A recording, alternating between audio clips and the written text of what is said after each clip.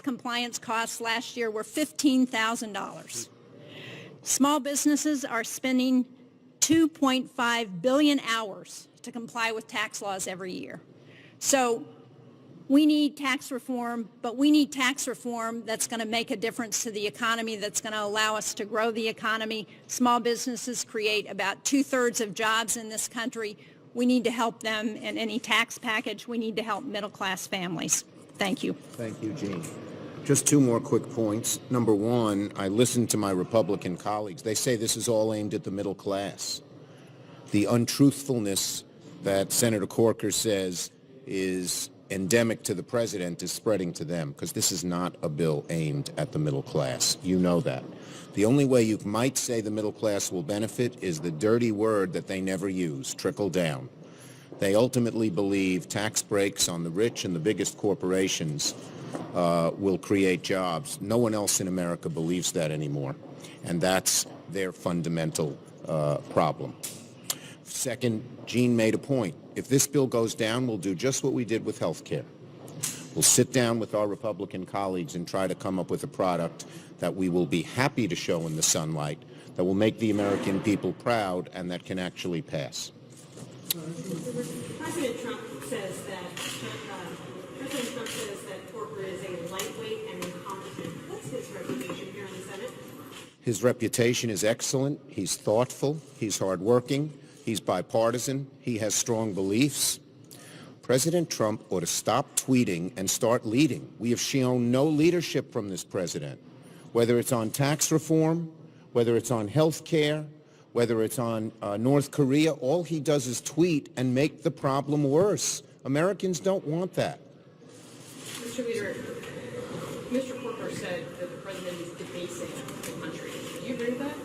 Look, I wish the president, instead of finding countless enemies to pick fights with, starts rolling up his sleeves and solving America's problems, plain and simple.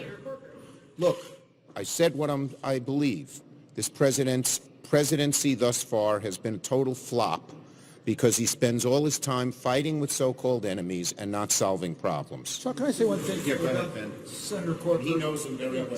Senator Corker has been able to get strong bipartisan support for major legislation over his career. I'm proud of the record of our Senate Foreign Relations Committee. Senator Sheen serves on that committee.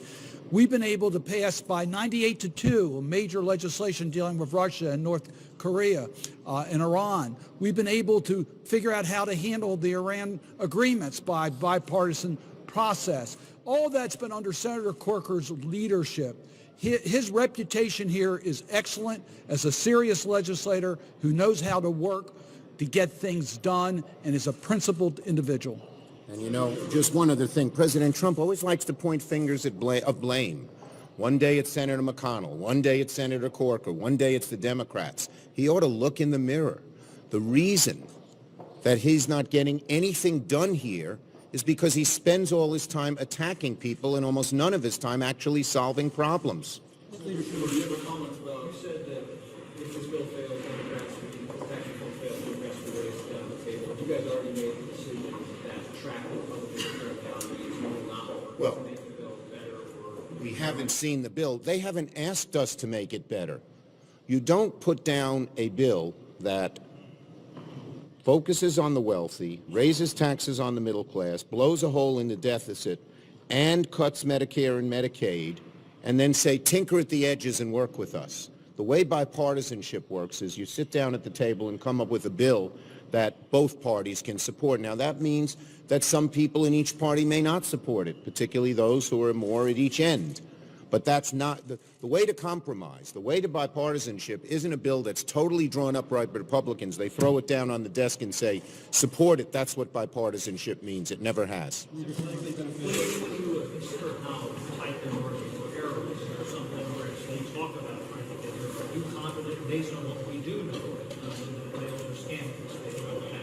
No Democrats support this? Each Democrat is going to make up his or her mind. But I can tell you, first we had 45 of 48 Democrats sign a letter that said, don't blow a hole in the deficit, don't give tax breaks to the top 1%, and don't use reconciliation. None of that has happened. And the other three, I've talked to them. They share those beliefs. Go ahead, Chief. Well, look, if this is such a great bill, why don't they show it to us? Why don't they show the American people what they're proposing? They're not doing that. They're giving us rhetoric that doesn't match the outline of what they've presented to the Senate. That's no way to get something done that's in the interests of the American people. And it is amazing, the chasm between what they say the bill does, just the people talking here and the president, and what the bill actually looks like it's going to be from the outlines are just light years apart. It's appalling. It's not what you see in a democracy. Such deviation from the truth, as Senator Corker characterized. Yes, sir. Are you worried about unity in your own party given what happened at the DNC last week? I think our party, certainly our caucus, has been unified on every major issue. And I think that our party is quite unified as well, particularly on our focus on economic issues, helping people, middle class, working class of every region of the country, every race, religion, creed, color, gender, sexual orientation, move up the ladder. That's what the American people want us to do, and that's what our party's focused on.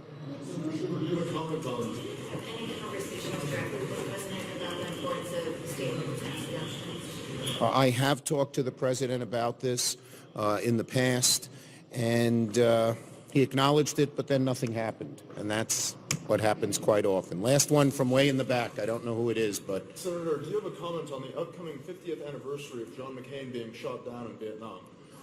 John McCain is a great American hero, and he has proven it in the last few months once again. I think there is just total respect for John McCain, both on the Democratic and Republican sides and throughout America. That's it. Thank you.